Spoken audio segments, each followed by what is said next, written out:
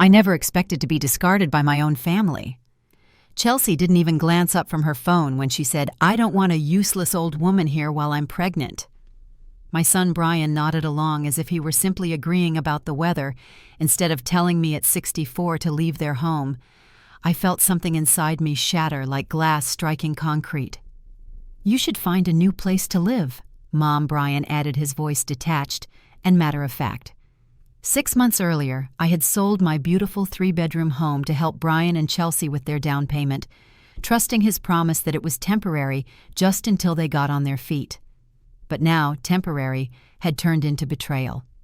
I had been living in their converted garage, paying rent, cooking their meals, doing their laundry, and even helping with home projects, all while Chelsea struggled through a difficult pregnancy. Foolishly, I thought I was being useful. The truth was, I had only been used. Despite the blow, I kept my voice steady. "Where exactly am I supposed to go?" I asked. Chelsea finally looked up, her expression cold. "That's not really our problem. We need the space for the baby's nursery," she said. Brian added almost patronizingly, "There are senior communities, Mom. Nice places. You'll meet people your own age." 64 apparently was ancient, and I was to be put out to pasture. I had raised Brian as a single mother after his father walked out. I had sacrificed sleep jobs and comfort to give him opportunities. And now this was the reward: eviction, humiliation, and disregard. But years of being underestimated had taught me a secret skill: patience and keeping my cards close to my chest. I smiled faintly, a small private satisfaction that they didn't notice. "Fine," I said calmly. "I'll be out by the weekend." Chelsea smirked, thinking she had won. Brian seemed relieved. Neither of them saw the quiet satisfaction in my eyes as I walked back to the garage, already planning my next moves. 3 days later, I signed a lease on a modest downtown apartment, not luxurious, but mine. When the moving truck arrived, Chelsea and Brian's shock was deliciously visible. "You found a place that fast?" Brian asked, genuine surprise in his voice. "Amazing what you can accomplish when you're motivated," I replied sweetly, letting my words carry the weight of my independence. The apartment wasn't just a backup plan, it was an upgrade. Bright, clean, and entirely my own, it symbolized freedom from years of servitude disguised as family obligations. Within weeks, I had organized my life, settling into routines that honored both my independence and the memory of my late husband and son. Mornings were for journaling, afternoons for tending a small balcony garden, and evenings for quiet reflection. The grief from losing David never fully vanished, but it became bearable, purposeful, even grounding. One morning, my phone rang. Dorothy Mitchell said, a crisp, professional voice. "This is Sarah Chen from Hudson Properties. I wanted to confirm your references. Mr. Hudson is pleased to have you as a property consultant." My heart skipped a beat. I had quietly applied for consulting work, highlighting my knowledge of neighborhood properties, strategic renovations, and real estate potential. Mr. Hudson had immediate interest, and this call confirmed that. My new role offered flexible hours, decent pay, and a chance to leverage my decades of experience in home renovations. That evening, as I sipped a glass of wine by my window, I toasted my reflection, realizing that for the first time in months, my future was mine to shape. The next morning, I met Will Hudson at a coffee shop a few blocks from Brian and Chelsea's home. He was exactly as I had imagined, mid-40s, sharply dressed, exuding confidence and competence. We discussed development plans for their neighborhood, which included infrastructure upgrades, code compliance checks, and property improvements. When he mentioned an address I knew all too well, 1247 Maple Street, my pulse quickened. That was Brian and Chelsea's home. "Perfect for our next project," Will said, flipping through his tablet. I kept my expression professional, my voice neutral, and my emotions carefully concealed. This was not personal revenge. It was justice tempered with opportunity. I had provided information that could empower a developer to make informed decisions. And soon, Brian and Chelsea would understand the consequences of their choices. Walking up the familiar driveway, clipboard in hand, I caught Chelsea staring from the window, her face blanching as recognition struck. Brian answered the door, confusion evident in his eyes. "Can I help you?" he asked. Will introduced us as his property consultant team, and I calmly stepped forward, greeting my son. The realization on his face was priceless shock, disbelief, and dawning comprehension, all mixed into one expression. Chelsea appeared behind him, her pregnant belly emphasizing the tension in her posture. As the discussion began about a cash offer for their property, I felt a quiet sense of vindication. The tools of foresight, careful planning, and patience were finally in my hands, ready to protect the interests I had always fought for. The stakes were clear: a fair cash offer, the inevitability of infrastructure improvements, and code compliance inspections, all set into motion by information they had once assumed I was powerless to wield. I had been underestimated my entire life, and now I was in control. The city development plans and Mr. Hudson were the instruments through which the balance of power shifted. I would no longer be the overlooked mother, the unwelcome in-law, or the convenient caretaker. I was my own agent, and the events unfolding before me confirmed the lesson I had carried quietly all these years. Respect is earned, not assumed. The tension in the living room was palpable as Will spread papers across the coffee table. Chelsea and Brian sat frozen, caught between shock and growing realization. I remained composed, letting the moment speak for itself. Will outlined the offer: $450,000 in cash, closing within 30 days. Chelsea gasped audibly, and Brian stammered, struggling to reconcile the numbers with the life they had built. They had paid $380,000 only 18 months prior with my help. Yet here they were faced with a situation beyond their control. I kept my tone measured, calm, professional. The point was not to gloat, it was to reveal consequences and the truth they had ignored. As the implications sank in, Chelsea's face went pale, a mask of entitlement melting into fear. The unpermitted garage conversion, the very same project they had assumed I had no knowledge of, now became a liability. Will explained the city's requirements, the timeline for compliance, and the disruption inevitable during the upcoming construction. Every word hung in the air, deliberate and unavoidable. I watched them process the reality they had long dismissed, their comfort and control slipping through their fingers. Brian's shoulders slumped, his face drained of color, while Chelsea clutched her belly as if it were a lifeline. I allowed myself a small private satisfaction, though I never let it reach my voice or posture. This wasn't about revenge, not truly. It was about accountability.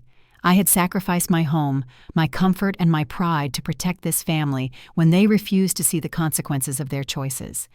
Now the scales were balancing, guided not by anger, but by foresight, preparation, and patience.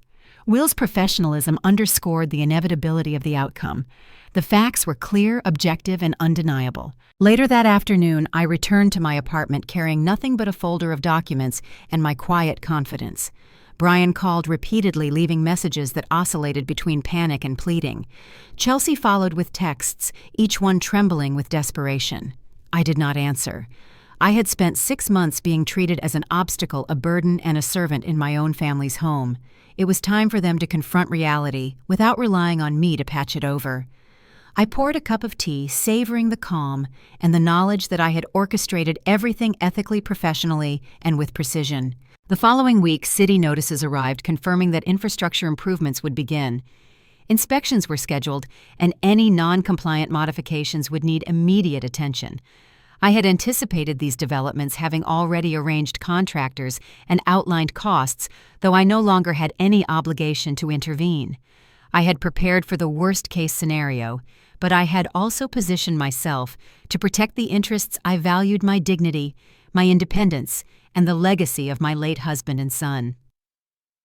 The house on Maple Street, once a site of personal betrayal, now represented the culmination of careful strategy and the inevitability of consequences. The reality of my independence sank in fully during quiet evenings in my apartment. I unpacked slowly, savoring each item and each memory it represented. Books filled shelves, photographs found walls, and the aroma of freshly brewed coffee lingered in the air. This space, modest yet wholly mine, was a sanctuary from the chaos and emotional manipulation I had endured. It was a tangible reminder that years of sacrifice did not need to culminate in despair. Rather, they could lead to self-reliance, empowerment, and clarity. A few days later, Chelsea's parents appeared at my door unannounced.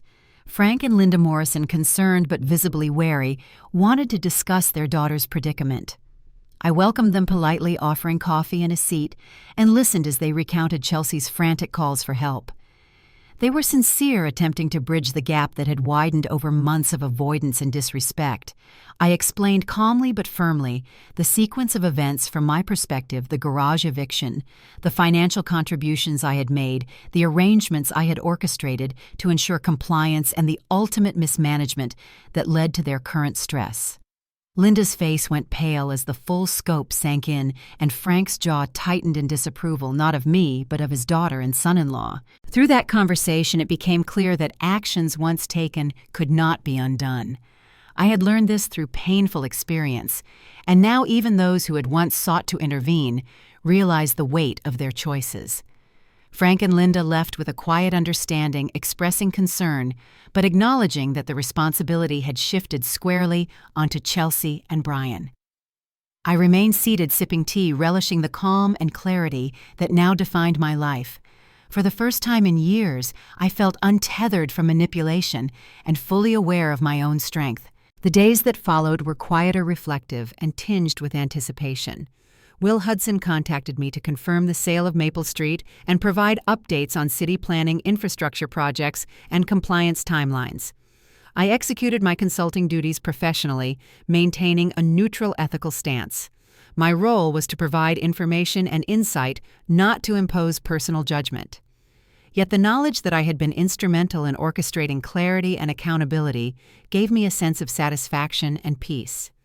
I had acted not out of revenge, but out of prudence and integrity, and the results spoke for themselves. Through it all, Brian and Chelsea oscillated between panic guilt and slowly dawning comprehension. The reality of their financial and emotional mismanagement became unavoidable. They called, they texted, they attempted to negotiate, but my responses remained calm, steady, and measured. Actions, I had learned, carry consequences, and sometimes the most loving guidance is not interference, but allowing others to experience the natural outcome of their choices. I had provided opportunities, guidance, and protection when I could, and now I allowed the universe to balance the scales. By the weekend, the tension had reached a quiet, almost surreal climax. Chelsea and Brian had spent days scrambling, trying to assess options, calling contractors, and calculating how to cover the costs they had neglected for so long. Meanwhile, I settled into my apartment, my morning routine uninterrupted by their drama. I brewed coffee, opened the blinds to the bright spring sunlight, and allowed myself the simple pleasure of calm. Every object in my apartment, every book on the shelf, every photograph on the wall was a testament to the life I had reclaimed. I was free from the cycle of service and expectation that had defined the previous 6 months. The garage that had been my temporary home now felt like a distant memory, a place of endurance and preparation rather than comfort. On Friday morning, I received a call from Will Hudson. The sale of Maple Street was moving forward. The young couple, blindsided by the financial and compliance realities, had reluctantly accepted the offer. The city inspections and necessary renovations were unavoidable, and the decision to sell was the only way to mitigate long-term damage. Will's tone was professional, yet there was a subtle acknowledgement of the human dynamics at play. "Dorothy," he said, "you've managed this with remarkable clarity. Everyone involved is better off now, though they may not realize it yet."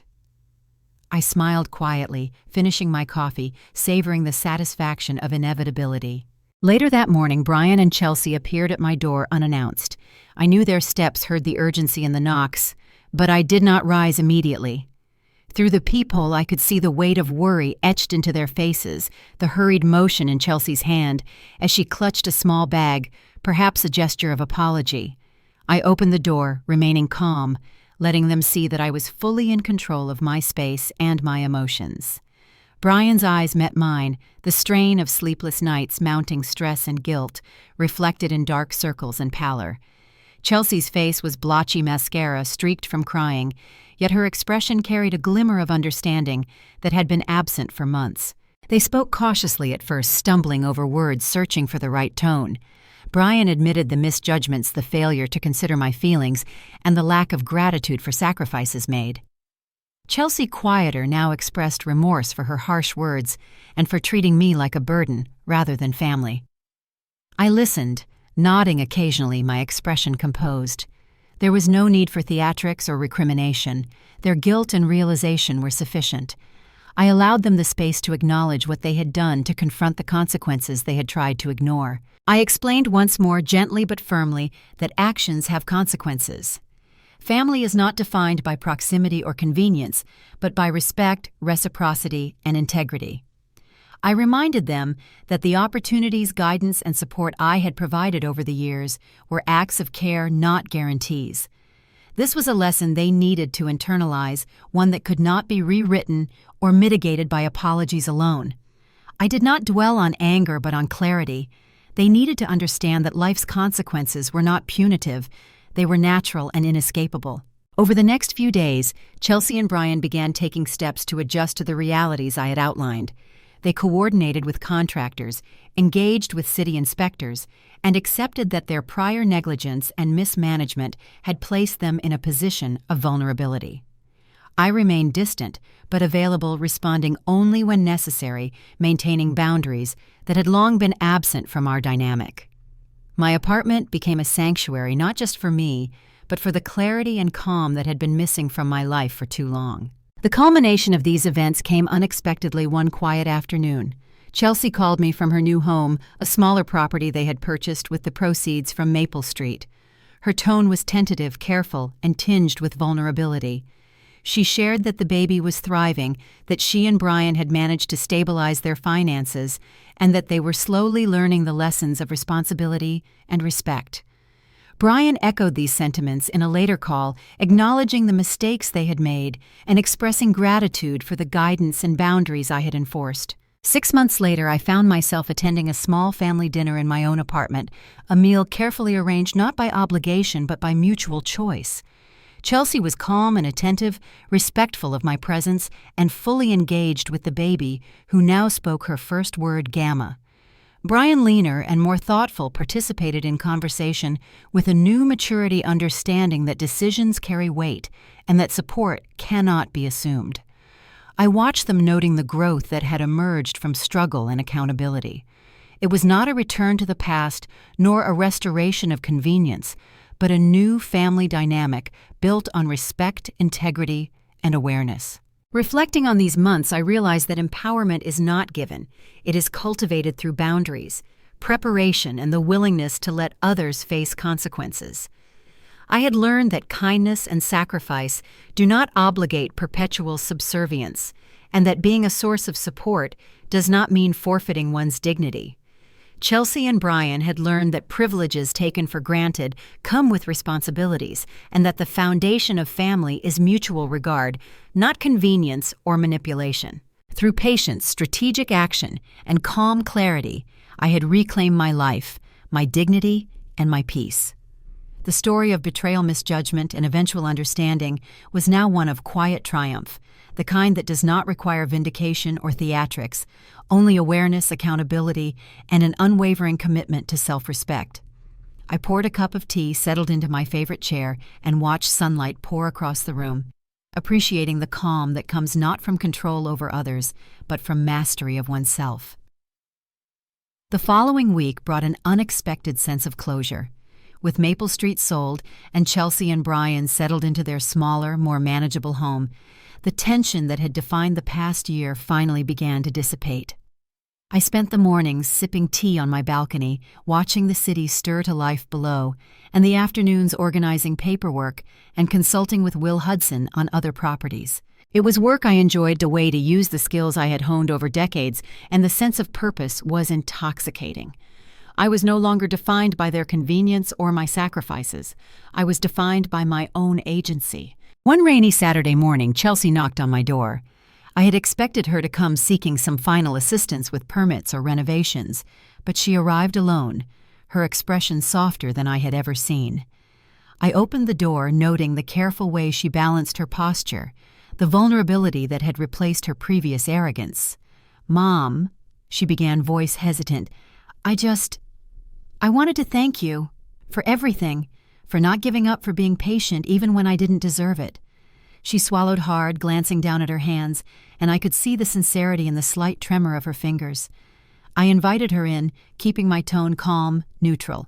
There was no need for grand gestures, her admission was enough. She spoke about the lessons she had learned in the months since Maple Street was sold, how responsibility and accountability were not just words but lived experiences, how she had come to understand the value of preparation, foresight, and respect. Brian, she admitted, had also been forced to confront his own complacency, and he had begun to make decisions with careful thought rather than impulse. They were not perfect, and the scars of the past months remained visible, but there was a new foundation being built, one rooted in honesty and mutual respect. I listened without interruption, letting her words settle in the space of my apartment. My life was no longer dictated by their whims, their progress was no longer my obligation. And yet I felt a quiet satisfaction in witnessing their growth. It was the kind of satisfaction that comes not from revenge or triumph, but from seeing justice naturally emerge through experience. I offered guidance when necessary, shared small insights from my own experiences, but I remained measured, aware that the power dynamic had shifted permanently. Weeks turned into months, and our interactions became structured yet genuine. Dinner invitations were no longer a matter of obligation but of choice. Conversations flowed without the previous tension, and I discovered the joy of being present without being subsumed by the needs of others. Chelsea, now a mother, treated me with a respect that had previously been absent, and Brian approached decisions with a deliberateness I had long encouraged but never enforced. Their daughter, little Dorothy, became a bridge between us, a living reminder that family could be rebuilt on new terms, provided there was mutual commitment. I continued my work with Hudson Properties, providing consulting insights on properties and neighborhood dynamics. Each day I applied my decades of experience in practical ways, analyzing structural conditions, liaising with contractors, and preparing reports that informed important development decisions. The work was satisfying, meaningful, and importantly, entirely my own. I was no longer a passive participant in someone else's story. I was actively shaping my own future. One quiet afternoon, I found myself reflecting on the entire journey, the sale of my home, the months of being undervalued, the strategic steps I had taken to regain control. The emotional weight of betrayal and hurt had been heavy, but the clarity that emerged from navigating it was invaluable. I understood now that boundaries are not punishments but protections, that kindness is powerful but only when it is coupled with self-respect, and that true family is not defined by blood alone, but by the willingness to honor one another, even when doing so is inconvenient.